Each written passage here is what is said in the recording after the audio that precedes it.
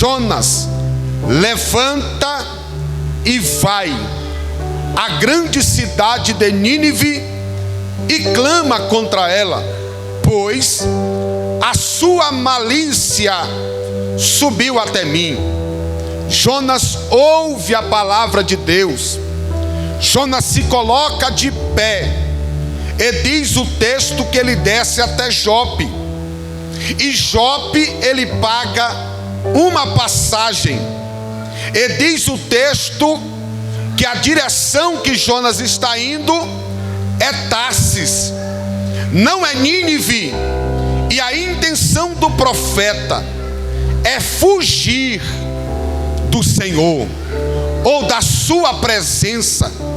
Quando eu olhei para isso aqui, a pergunta que eu fiz foi: como um profeta quer fugir da presença daquele que os seus olhos são como chamas de fogo?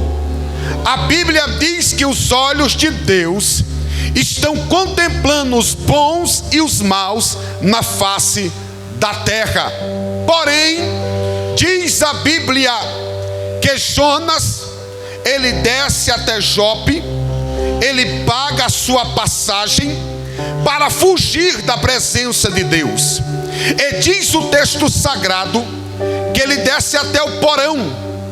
E quando ele desce até o porão, diz a Bíblia que o profeta está dormindo um profundo sono. Jonas está dormindo e intentando fugir da presença de Deus. Porém, diz o texto que Deus manda um forte vento. Sabe o que eu entendo aqui, irmãos? Porque a Bíblia diz que foi Deus que mandou o vento, não foi o diabo que mandou o vento. Quem sabe eu estou pregando para alguém aqui nessa noite que a porta se fechou e quer culpar o diabo. As coisas estão de cabeça para baixo e quer culpar o diabo. E se eu te disser que nem toda porta fechada é o diabo, que nem todo deserto é o diabo, que nem toda crise que a gente vivemos é o diabo. E se eu te disser que algumas portas fechadas é Deus, pastor Daniel, e qual é o propósito? É Deus querendo trazer alguém de volta para o centro da sua vontade. Eu vou liberar isso aqui porque alguém deu glória a Deus. Ele está presente nesta reunião e está dizendo: se for necessário mandar vento, eu mando vento. Se for necessário eu fechar porta, eu fecho porta.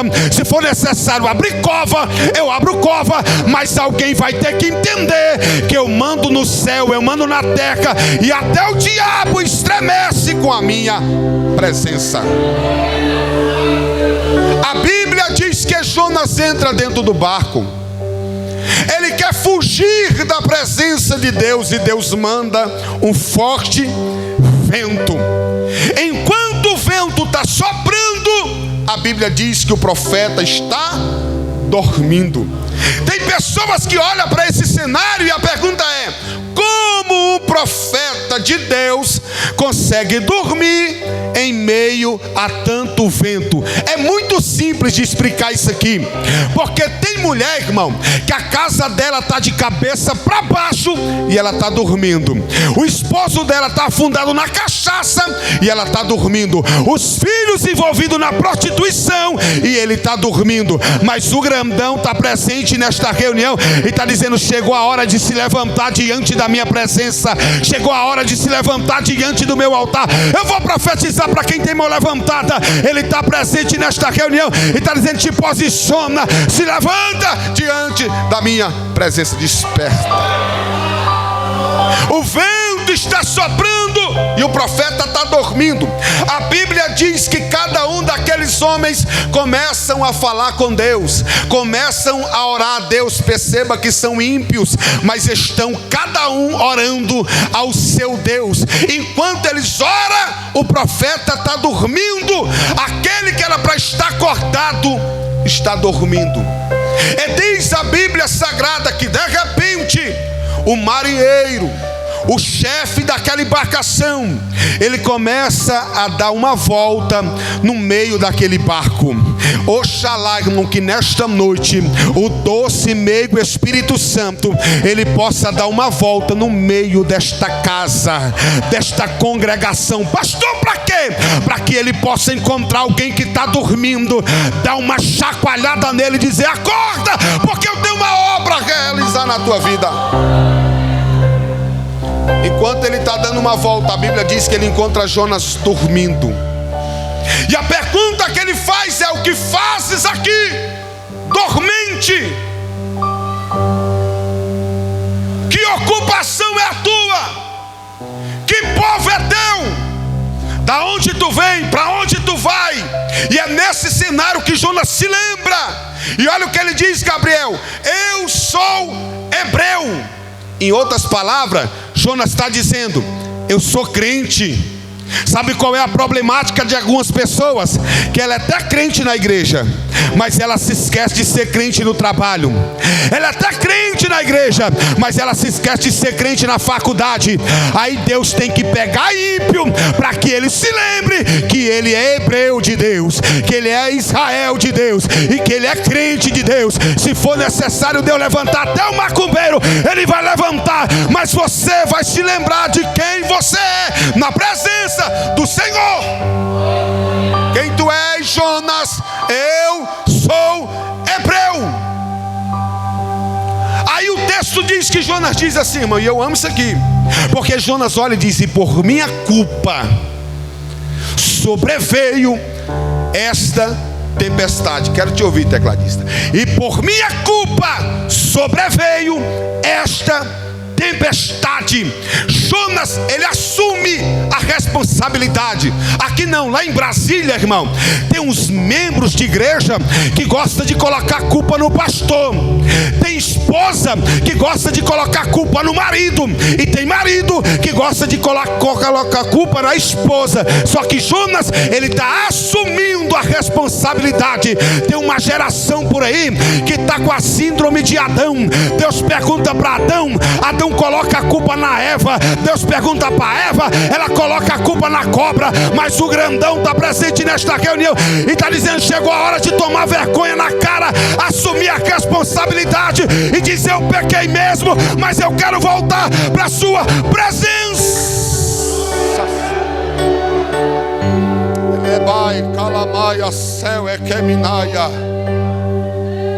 A culpa é minha.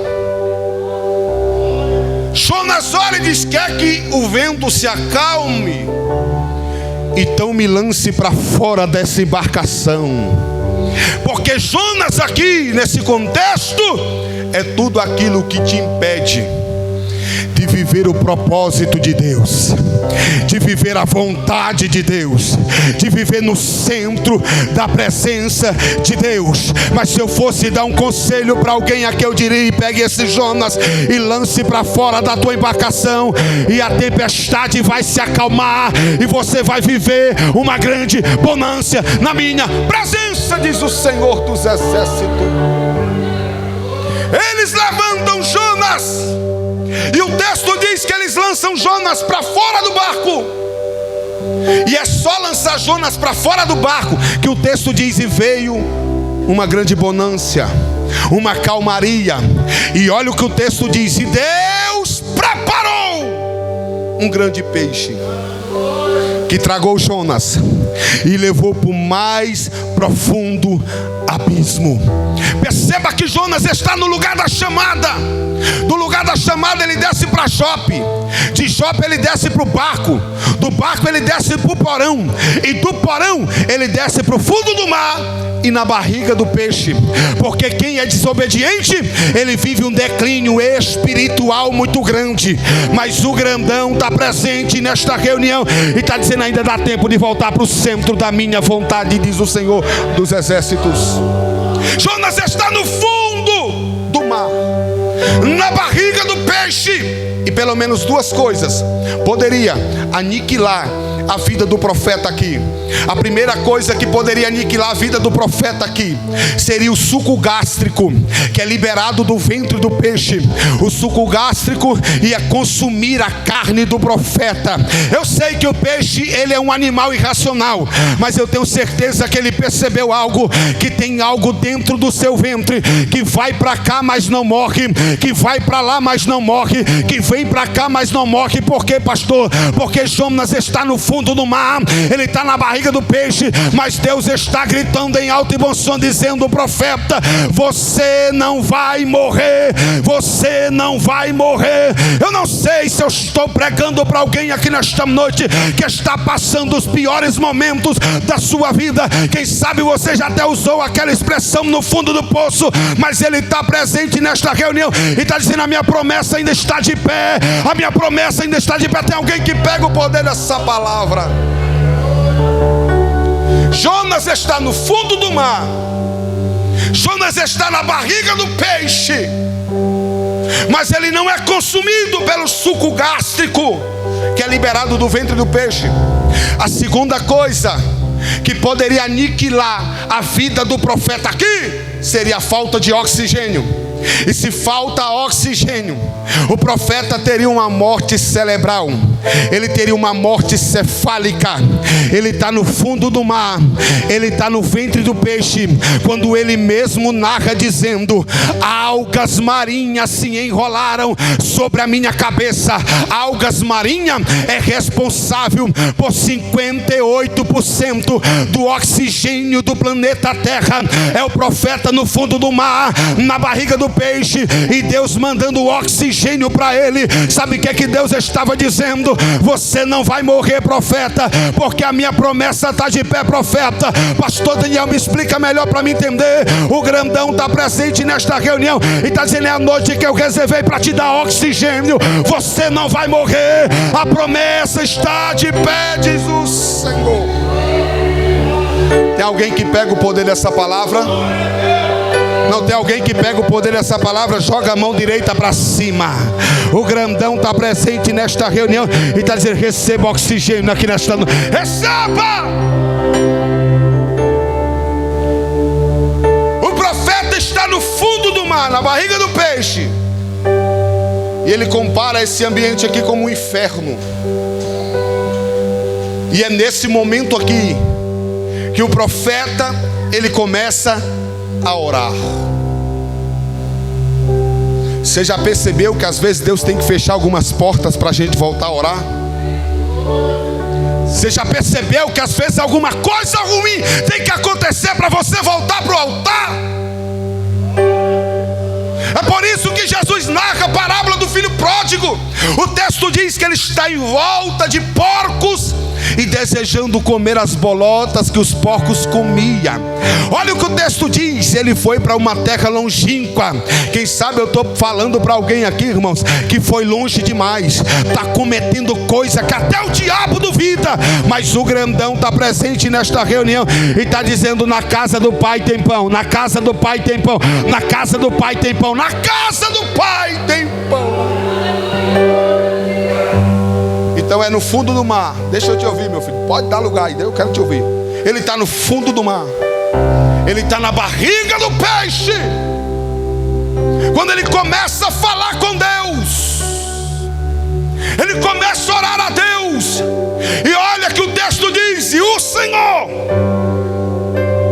fez com que o peixe vomitasse Jonas na beira da praia. O capítulo 3 narra dizendo: e veio a palavra do Senhor ao profeta Jonas pela segunda vez. Sabe o que isso significa? O Deus que você serve é um Deus de oportunidades. Alguém deu um glória a Deus? Eu vou repetir: o Deus que você serve é um Deus de oportunidade. Ele está presente nesta reunião e está dizendo: eu estou dando mais uma oportunidade para alguém aqui nessa noite. E veio a palavra do Senhor a Jonas Jonas, filho de Amitai, pela segunda vez.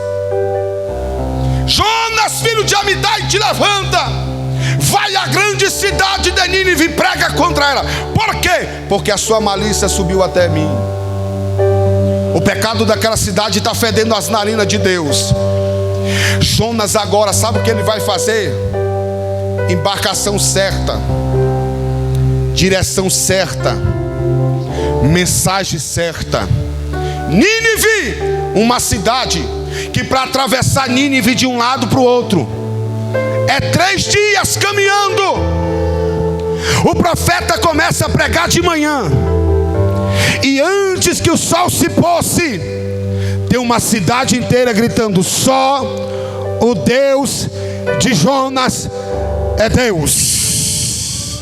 O rei está vestido de pano de saco, os servos estão vestidos de pano de saco, e até os animais estão prostrados, jejuando, por causa de uma mensagem de um profeta de Deus. Quando a gente fala sobre Pedro, que no primeiro sermão Pedro ganha quase 3.000 almas. Quando a gente fala que no segundo sermão Pedro ganhou quase 5.000 almas. Agora pense comigo, irmão.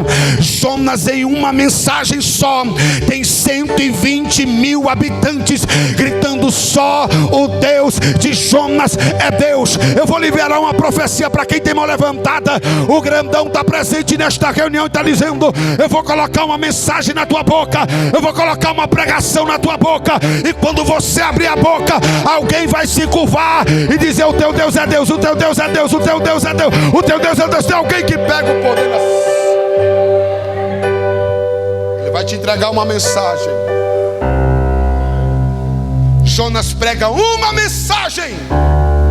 Se fosse nos dias atuais, irmão, o culto do amigo aqui, quem estaria pregando era Jonas.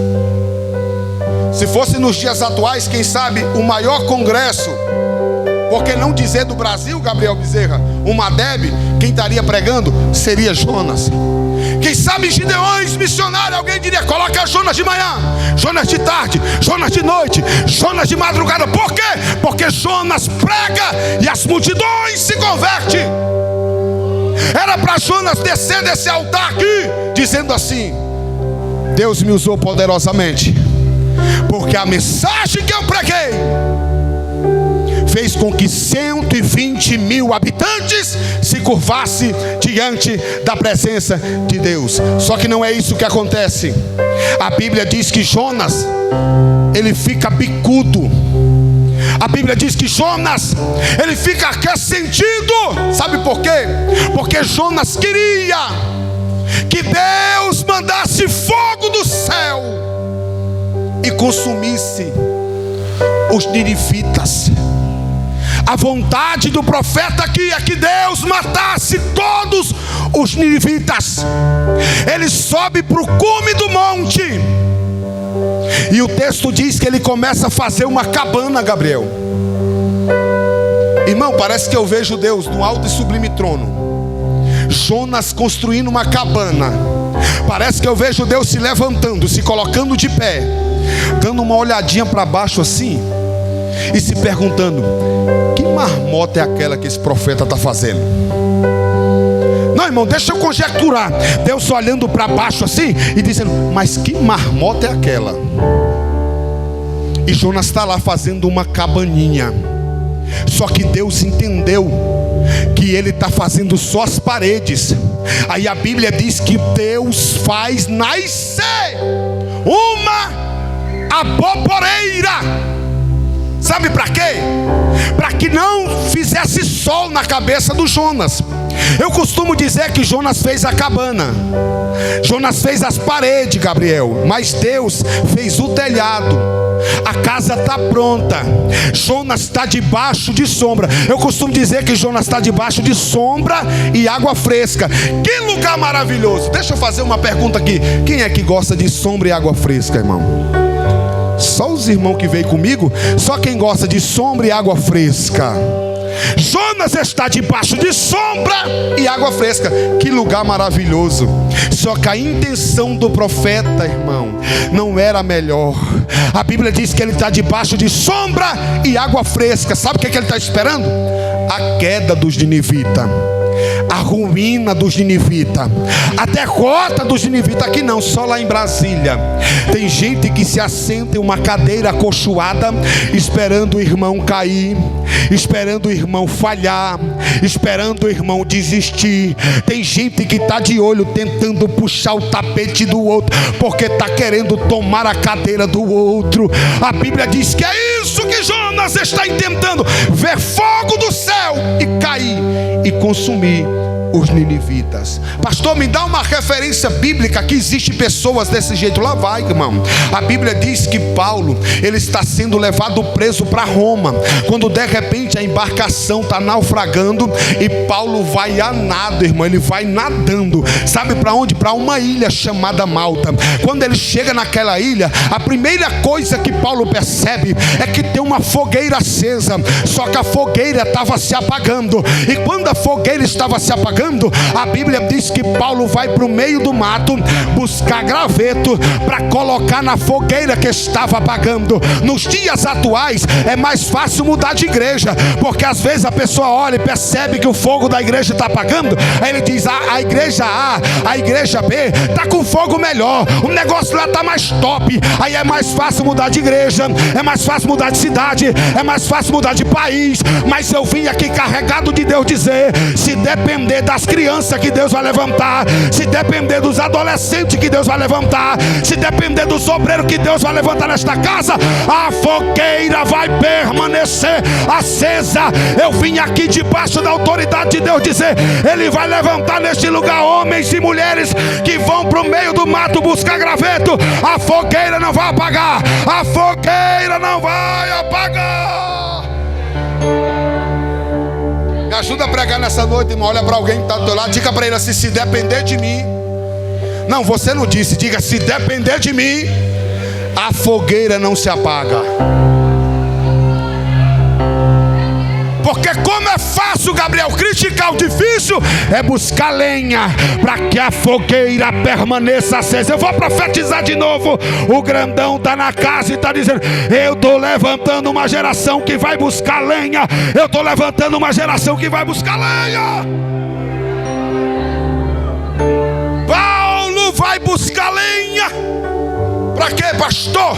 Para que o fogo permanecesse aceso. Porém, essa eu aprendi com meu amigo pastor Gabriel Bezerra.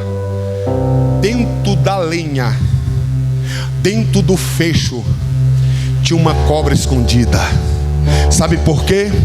Porque cobra só fica escondido aonde tem graveto apagado. Não, vou dizer: serpente só fica escondida aonde tem graveto apagado. Ou tu acha que o diabo ele tem medo da gravata que eu estou usando? Tu acha que o diabo tem medo desse terno que eu estou usando? Tu acha que o diabo tem medo da eloquência que eu estou pregando? Do curso teológico que você tem? Da conta bancária que você tem? A única coisa que bota a vírgula para correr é a presença do fogo. É a presença do fogo. É a presença do fogo. Se não tem fogo, a cobra fica. Mas se tem fogo, ela vai ter que bater em retirada. Se eu fosse dar um conselho para alguém aqui nesta noite, eu diria: aumente a temperatura da tua fé, aumente a temperatura da tua adoração, aumente a tua temperatura nessa noite. Para quê, pastor? Para colocar a cobra para correr, para correr, para correr, para correr, diz o Senhor. Aí, irmãos, a Bíblia diz que a cobra, fugindo do fogo, acomete a mão de Paulo. A mão que Paulo escrevia as cartas, as epístolas, a mão que era usada para a obra de Deus. Porque tudo que a cobra quer é parar um bom andamento da casa de Deus. Só que o texto diz que é nesse cenário aqui que os bárbaros se assentam em uma cadeira acolchoada e ficam um falando para o outro: eu quero ver a hora que ele vai cair E eu quero ver a hora que ele vai tombar. Eu quero ver a hora que ele vai cair. Eu quero ver a hora que ele vai tombar.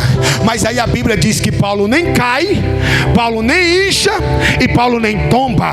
Eu vou liberar isso aqui, irmãos, porque o diabo apostou pesado que o teu casamento ia cair, que a tua vida ministerial ia cair, que os teus familiares ia cair, que você ia cair. Mas o grandão está presente nesta reunião, me trouxe aqui nesta noite para dizer: não vai cair e nem vai tombar e ninguém vai inchar, vai ficar de pé na minha presença. Os que confiam no Senhor são como o monte de Sião, que não se abalam, mas permanece para sempre. Aquele que ouve a minha palavra e pratica é semelhante ao homem prudente que edificou a sua casa sobre a rocha. Veio o vento, veio tempestade, combateu a casa, mas a casa não caiu, porque estava firmada na rocha. Eu vim como boca de Deus aqui nesta noite profetizar na vida de alguém, dizendo: você vai ficar de pé, a tua casa vai ficar de pé, porque Deus está te dando graça aqui nessa. Jonas está no cume do monte, e tudo que Jonas quer é ver a queda dos ninivitas,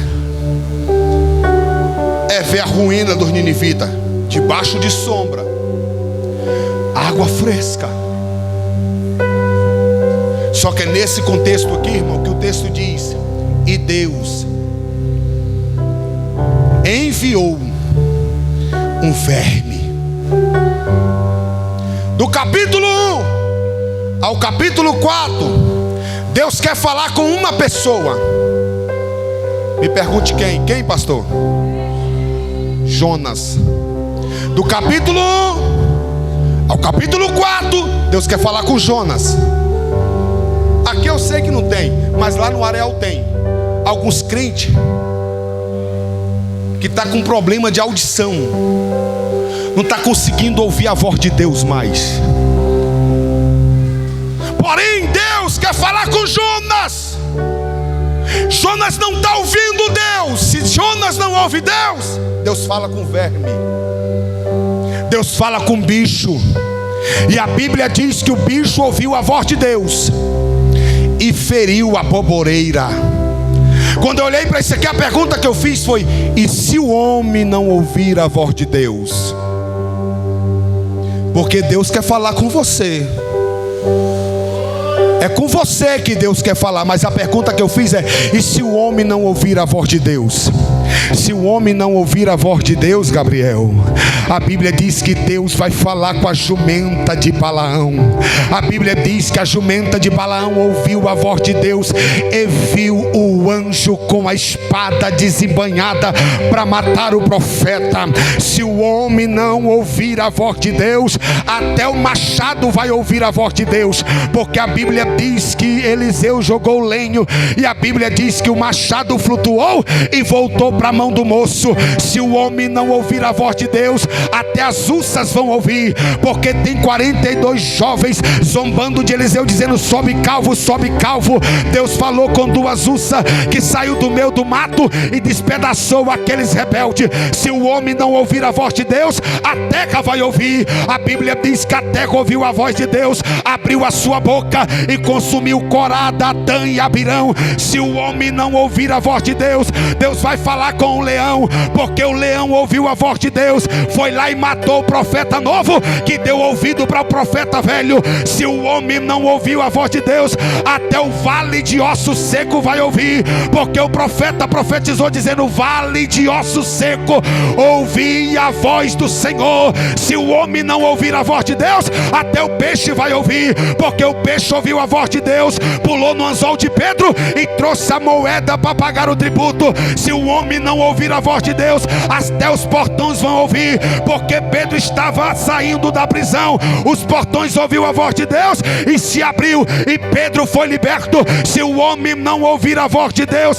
até os leões vão ouvir, porque Daniel foi jogado dentro da cova dos leões. Os leões ouviu a voz de Deus e tiveram que jejuar. Se o homem não ouvir a voz de Deus, irmão, o corvo vai ouvir, porque o corvo ouviu a voz de Deus e trouxe pão e trouxe carne para alimentar o profeta. Se o homem não ouvir a voz de Deus, tem problema. Deus vai falar com a terra, Deus vai falar com o vento, Deus vai falar com o mar, Deus vai falar com o mundo animal. Mas de uma coisa eu tenho certeza: o propósito de Deus vai ser cumprido. Me ajuda a pregar. Olha para alguém que está do teu lado e diga: Deus quer falar com você. Mas se você não quiser ouvir a voz de Deus, tem problema não, irmão. Elebacalamaia, céu é queminaia. Urabai, camaia, maia, céu é queminaia. Ele quer falar com você. Só que Jonas está com problema de audição. Aí Deus fala: verme. O verme se posiciona diante de Deus e diz: sim, Senhor. Vai lá, fere a boboreira. Jonas, quando vê, o texto diz que a boboreira se secou. Pastor, o que isso significa? O que é que Jonas construiu? Paredes. O que é que Deus construiu? O telhado. Ou seja, Jonas estava dentro de uma tenda. De quem era a tenda? Do Jonas. Só que Jonas está com problema de audição. Está preocupado com os ninivitas. Pastor, aplica para me entender. Em vez de Jonas tomar conta da tenda dele, ele está tomando conta da tenda dos ninivitas. Enquanto Jonas perde tempo olhando para a tenda dos ninivitas, a Bíblia diz que o bicho está comendo a tenda dele. Pastor, me explica melhor para me entender. O que tem de gente, irmão, tomando conta da vida de A, de B, de C, de D, e não percebe que o diabo, que é o bicho, já está comendo a tenda dele há muito tempo. Pastorei a igreja há 10 anos. E ser pastor não é fácil, irmão. Pense num negócio difícil. E um dia a irmã chegou para mim e disse: pastor, tu viu a filha da irmã fulana de tal? Eu disse: vi. E a tua? Tá onde? Uma hora dessa. Pastor, tu viu o filho da irmã? Eu vi. E o teu? Tá onde? Parece que é fácil tomar conta da vida dos outros. E o grandão está na casa e está dizendo: cuide da tua vida, cuide da tua casa, cuide da tua tenda, cuide da tua família, cuide da tua parentela. Ela é para calamaia, pare de perder tempo com a vida dos outros.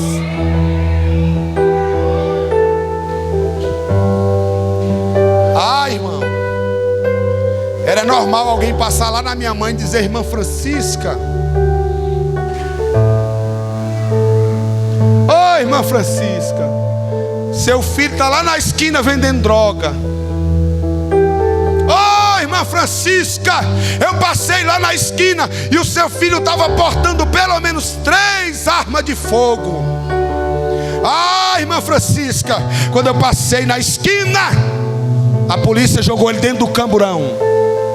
Aí alguém olhava para minha mãe e dizia: não vai passar dos 17 anos. É cadeia, é cadeira de roda, ou é cemitério. E quando eles perdiam tempo olhando para a tenda da minha mãe dobrava os joelhos, minha mãe orava de madrugada, nunca perdeu tempo para falar mal de ninguém, nunca perdeu tempo olhando para a tenda de ninguém. Ela dobrava o joelho e clamava a Deus, e clamava a Deus, e clamava a Deus. Ela tinha tudo para chutar o pau da barraca, desistir de tudo. Mas tu acha que minha mãe desistiu? Ela vinha para um culto como esse, culto do amigo, vinha adorar a Deus, vinha buscar a Deus. Aí Deus levantava um profeta cheio do Espírito Santo, olhava para ela e dizia: irmã Francisca, fica tranquila, porque dentro daquele presídio. Eu estou cobrindo o teu filho e ninguém toca. Eu estou cobrindo o teu filho e ninguém mata. Eu estou cobrindo o teu filho e eu vou dar livramento. Aí sabe o que aconteceu no dia? Eu fui no culto como esse, o pastor estava pregando sobre Jona, o profeta Fujão. Eu estava do lado de fora escutando a mensagem, quando de repente o pastor desceu, foi na minha direção e fez a seguinte pergunta: quantos mais eu tenho que matar para você voltar para a minha presença? Naquele dia eu disse: mais nenhum, pastor. Eu corri na minha casa, peguei o revólver, coloquei no altar e disse: se vira, a partir de hoje eu quero ser crente, a partir de hoje eu quero ser servo. A pregação da irmã Francisca é: o maconheiro virou pregador, o assaltante virou pastor. Pastor, me explica melhor para me entender. Cubra a tua tenda com adoração, cubra a tua tenda com oração. E se você cobrir, e se você vigiar, ninguém te toca, ninguém te fere, ninguém te toca, ninguém te fere. Escrito está: mal nenhum chegará à tua tenda. Eu vou profetizar para quem tem mão levantada. O grandão está na casa e está dizendo: olha, eu cobrindo a tua tenda, cobrindo a tua tenda, guardando a tua tenda.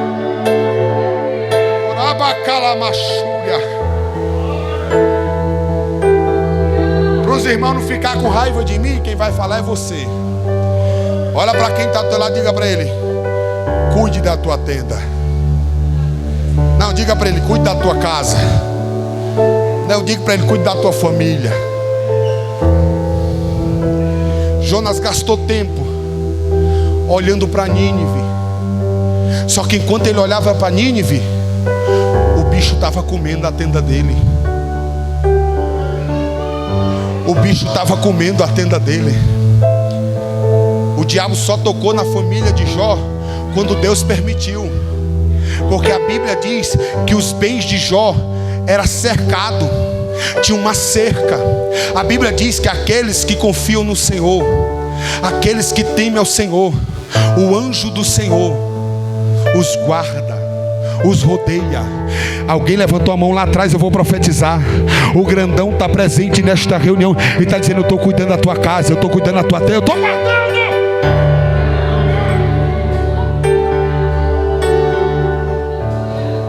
Casal de jovens, eu encerro agora. Se casaram, irmão, bem novos. E aquela jovem senhora casada, todo dia de manhã preparava